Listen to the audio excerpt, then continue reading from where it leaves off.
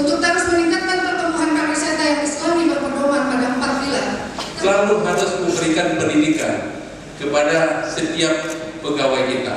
Sudarlun Komisi Independen Pemilihan KIP Kota Banda Aceh menggelar debat kandidat calon wali kota wakil wali kota di Hermes Palace Hotel. Debat kandidat putaran pertama hanya dibatasi sebanyak 50 orang untuk setiap kandidat, namun suasana dalam ruang debat tetap riuh. Bahkan pembawa acara atau MC beberapa kali memberi aba-aba dengan tangan, menegur para penonton yang bersorak dan tepuk tangan saat kandidat berbicara.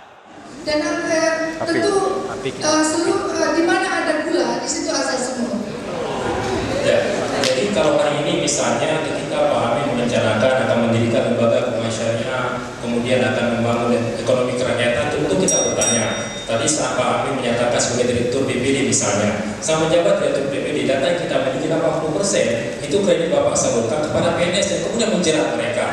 20% itu sektor kontraktor dan para TNI yang real. Jadi hari ini menjadi aneh kalau saat tidak menjabat, tidak memiliki otoritas, tidak memiliki akses terhadap keuangan, kemudian Bapak akan menggulirkan program ekonomi real. Sementara saat menjabat, Bapak tidak melakukan hal tersebut.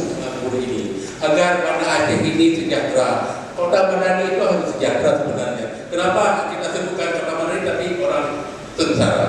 Oleh karena itu kami ke depan akan punya program agar yang nganggur ini akan kami bentuk lembaga skill agar mereka kita didik, kita bentuk badan level kira agar punya usaha kecil, pedagang kaki lima, pedagang kecil yang digusur-gusur selama ini akan kita berikan kesempatan kita agar mereka itu bisa hidup di negeri madani ini yang sekarang ini.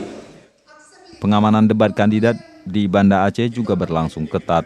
Selain menempatkan puluhan anggota polisi, BRIMOB, TNI, serta kendaraan anti huru-hara, para tamu undangan yang hadir juga mendapat 2 kali pemeriksaan metal detektor, serta memeriksa barang bawaan pengunjung.